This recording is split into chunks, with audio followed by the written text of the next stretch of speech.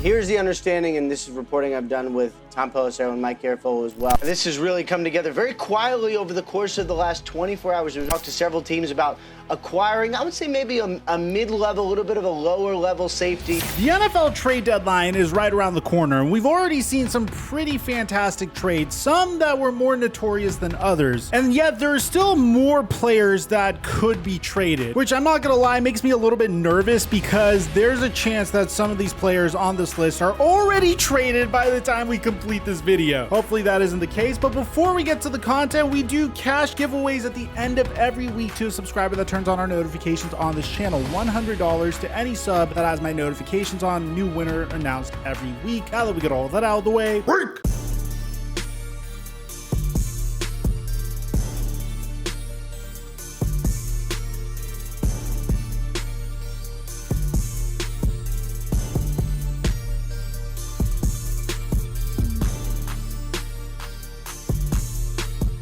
Mic check 1 2 1 2. What's going on, everybody? The first player on this list could easily start for nearly half of the teams in the NFL, but in his current situation, he isn't putting up the numbers that many had anticipated. Chase Claypool is a big body receiver who's best known for his acrobatic receptions and deep ball tracking ability, and his TikTok dances. But with the loss of Ben Roethlisberger to retirement, rookie Kenny Pickett and bridge quarterback Mitch Trubisky have been struggling to make use of Chase Claypool's skill set. The big body receiver, who averaged over 14 yards per reception over the past 2 seasons, isn't even cracking 10 yards per reception this year. And despite offensive coordinator Matt Canada taking some heat for his elementary offensive scheme, one would have to wonder if having a Mitch Trubisky and a rookie quarterback most viewed as raw going into the season has more to do with it. After next season, Chase Claypool would officially become an unrestricted free agent, and so would receiver Diontae Johnson, who had just signed a 2-year contract last offseason with Pittsburgh. So far this year, Diontae Johnson has 23 more targets than Claypool, and rookie George Pickens has just 4 less. So it isn't hard to tell who the coaching staff favors a bit more. It would make more sense to flip Chase Claypool now than to hold on to him for a mediocre year and a half of production. Plus, the Steelers have already made it pretty clear that their offense runs through Najee Harris. Literally. Some teams that would be suitors for Claypool would be the Green Bay Packers, Tennessee Titans, New York Giants, and even the Chicago Bears. For the Green Bay Packers, it would be to finally get Aaron Rodgers a true #1 receiver, one that they've been desperately needing since the trade of Devontae Adams. For the Titans, it's clear that Treylon Burks hasn't been the day one stud that some thought that he might be, so Claypool could help a Tennessee Titans playoff push. As for the Giants and Bears, they're similar in the sense that both offensive personnel just lack depth and talent. Although the Chicago Bears might be less inclined to pull the trigger, the 6-1 New York Giants would be the perfect landing spot for Chase Claypool. The current reports surrounding Claypool is that Pittsburgh is hesitant to trade him, and rightfully so. Claypool has flashed superstar potential at times, but also his production has dropped year after year. If the Steelers do trade him, it'll be to have a haul close to or similar to the value of a first-round pick. Unlike the next player on this list, who might be one of the cheaper players to acquire, however would have one of the largest impacts. Kareem Hunt has been on the trade block for what seems to be forever. Ever since his stardom was cut short due to his personal actions, he's been playing the backup role to one of the league's best, if not the best running back, Nick Chubb. While Chubb is leading the NFL in yards per game, rushing yards, rushing touchdowns, and also is averaging nearly 6 yards per carry, Kareem Hunt has been having the worst season of his NFL career. It might be in the best interest of the Cleveland Browns to offload him onto another team while he still has value. Hunt's averaging 4 yards per carry this season, which might seem average on the surface, but when you consider the last 3 games he's been totaling under 70 rushing yards and averaging 3.1 yards per carry, while Nick Chubb against those same defenses with the same offensive line averaged over 6 yards per carry and nearly 300 rushing yards, makes you wonder if something has changed in his playing style. Regardless, Kareem Hunt is still perceived as a starting caliber running back, and any team looking to add depth or even find a true #1 back would love to have him on their squad. Odds are whichever team trades for Kareem Hunt will be trying to make a deep playoff push. So the 2 most likely teams to trade for Hunt are the Buffalo Bills and the Philadelphia Eagles. Buffalo Bills and Philadelphia Eagles ironically have the same issues in the backfield. Miles Miles Sanders and Devin Singletary, two small running backs from the 2019 draft class. Both have been a little inconsistent out of the backfield, and adding Kareem Hunt would ensure not only two threats out of the backfield, but add a new type of running back to change the team's pace. You see, Devin Singletary and Miles Sanders, although both are extremely quick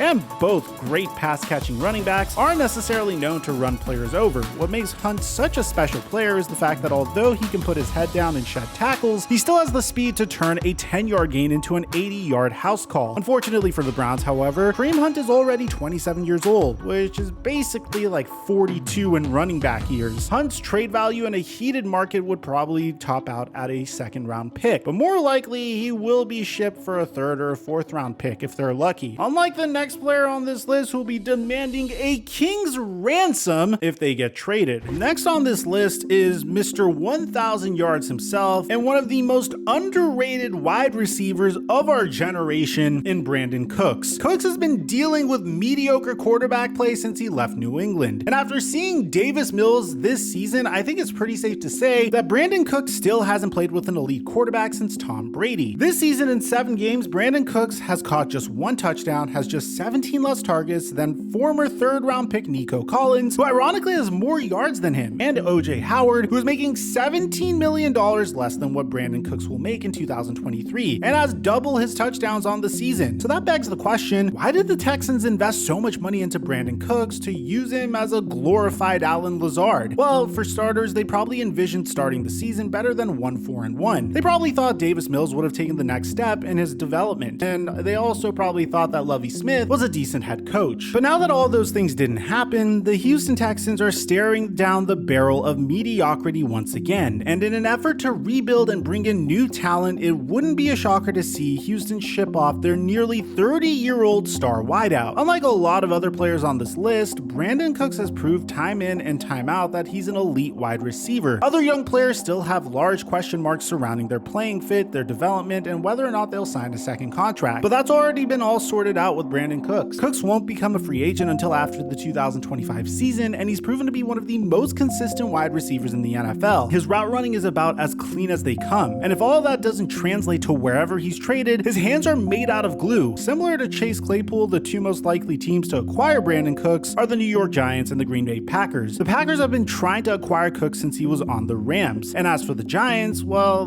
this playing good football thing is kind of new to them, so this will be the first time they've attempted to acquire his talents. But if you think it's shocking that Brandon Cooks is on this list, wait until you see the next wide receiver on this list, because going into the season, you'd be forgiven if you thought Jerry Jeudy and Courtland Sutton were both locks for 10 touchdown, 1,000 yard seasons. Believe me, I drafted Russell Wilson and Courtland Sutton in one of my fantasy leagues, and well, now I'm losing that league. But after we've seen what Russ has been cooking in Denver, Jerry Jeudy evidently has been choking on the smoke coming from Russ's kitchen. Jeudy started just 5 games last year. However, compared to the 7 he started this season, he had more receptions and yards in 8 less quarters of football last season. The unfortunate truth that Broncos fans don't want to hear is that Russ's transition to Denver might take some time. However, if it does happen at all, Jerry Jeudy probably won't be around to see it. Jeudy's in the 3rd year of his 4-year rookie deal, and after seemingly regressing from his rookie campaign, it's going to be a hard decision in a year to decide whether or not they want to pick up the former 15th overall pick's 5th-year option. Odds are if Jeudy does get traded, it'll be for no less than the value of a 2nd-round pick. Denver traded basically their entire 2023 draft for Russell Wilson, so the Broncos might actually be more inclined to take a haul of multiple mid-round picks rather than just a single first-rounder. So which team would pull the trigger on this type of deal? Well, we've already talked about the 2 most wide receiver needy teams, so let's talk about some underdogs in the race for Jerry Jeudy, such as the New England Patriots and the Miami Dolphins, who both have Alabama quarterbacks that have rapport with receiver Jerry Jeudy. The Dolphins would be the less likely of the 2 teams to trade for Jeudy, considering their wide receiver core is stacked and they already have Jalen Waddle, another Alabama wideout. So how about the New England Patriots? Well, their offense has been struggling a little bit, and bringing in Mac Jones' #1 receiver from college would be a creative way to help out Mac Jones. Ramondre Stevenson would no longer need to carry the offense every single game. The play action pass to Jeudy would open up more room for Stevenson at the line of scrimmage, and Mac Jones would get his star wideout for years to come. The only problem with all of this is, will Bill Belichick pull the trigger? Unlike the next player on this list, whose biggest question isn't will he be traded, it's when will he be traded. When Greedy Williams was drafted in the second round of the 2019 NFL Draft, everyone and their mothers were certain the Cleveland Browns had just stolen a lockdown cornerback in the second round. However, in the fourth year of his 4-year rookie deal, Greedy Williams hasn't even started a game yet this season, and it looks more and more likely that his future is outside of Cleveland. The Browns' two starting corners of Denzel Ward and Greg Newsome are two lockdown corners of their own, and with an abundance of riches in the secondary, the Browns have reportedly listed Greedy Williams as available for trade. Williams has appeared in just 2 games this season, playing just 22% of all defensive snaps in week 7, and as time goes on, it looks like the only place he can contribute is on special teams. Williams isn't playing because he isn't talented enough though, he's just not playing because he's so injury prone that it feels like if he plays more than 8 quarters, he's bound to end up on IR. Although one can hope all he needs is a change of scenery and maybe in a new city he can become the true shutdown cornerback he was touted to be. If traded, Williams would garner a late round pick at best, meaning that this trade is meant to be done by a contending team willing to take a flyer on an injury prone DB to help a struggling pass defense. The two most likely teams to trade for Williams, in my opinion, are the Los Angeles Chargers, seeing as JC Jackson recently sustained a season-ending injury, as well as the Atlanta Falcons, who statistically have the worst passing defense in the NFL at the moment, and despite that, still having a shot at the NFC South title. Unlike the next player on this list who needs to be traded ASAP, otherwise they might never play in the playoffs. Darren Payne is in a really interesting situation, and he can thank himself and his talent for that. Originally, Payne was drafted 13th overall to play the traditional nose tackle role for Washington, but after the position has slowly faded from most modern defenses, he's adjusted to playing the traditional interior defensive tackle role, and he shined. Currently, Payne is playing out his 5th-year option, and the Washington Commanders are likely to trade Payne rather than give him a contract that would likely reset the defensive tackle market. So far this season, Payne has been a consistent threat at batting down passes and already has 3.5 sacks and 10 QB hits. He has 5 tackles for a loss and is on pace for the best season of his young career. Unfortunately for Payne, however, he's lined up next to one of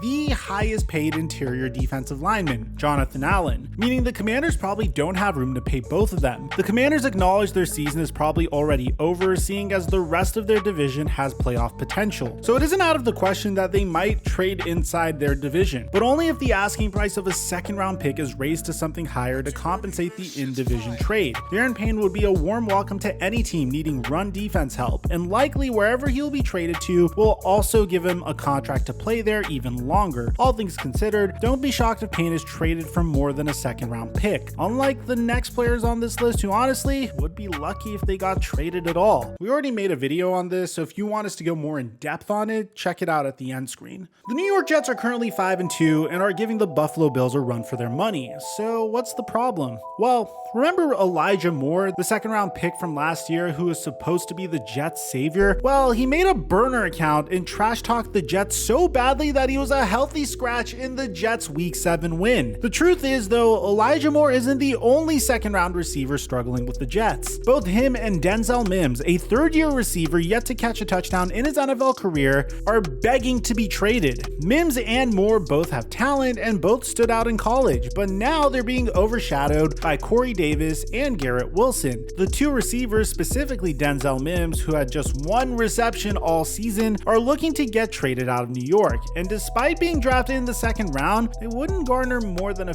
5th-round pick at most. Elijah Moore would probably garner a slightly bigger haul, but despite the small price, depending on the team that acquires them, they can make an instant impact right away. Both receivers are talented and maybe all they need is a change of scenery. Unlike the next player on this list, who is already, in my opinion, a #1 receiver, but for no fault of his own, is the odd man out. Tyler Boyd is a great #1 receiver, but unfortunately for him and for no fault of his own, he will probably have to be the #1 receiver somewhere besides Cincinnati. The Bengals currently might have the best receiving core in all of football, with Tyler Boyd, T. Higgins, and Jamar Chase all being capable of being #1 receivers. Unfortunately for Boyd, though, he is the oldest of the 3, meaning that if the Bengals are going to pay any of these 3 receivers, it'll probably be the 2 on the rookie contract. In addition to their contract, Boyd finds himself on the wrong side of his 20s. While Jamar Chase and T. Higgins are both 23 and under, Boyd has developed from a project into a true #1 over the years, and as evidenced with Joe Burrow throwing him the ball, he's capable of not only taking the top off of the defense, but being a red zone threat as well. Although Boyd was drafted in the second round, since receivers are in such heavy demand right now on the trade block, it wouldn't be a shocker to to see Boyd shipped off to the Giants, Packers, Bears, or even the Atlanta Falcons for a haul of draft picks.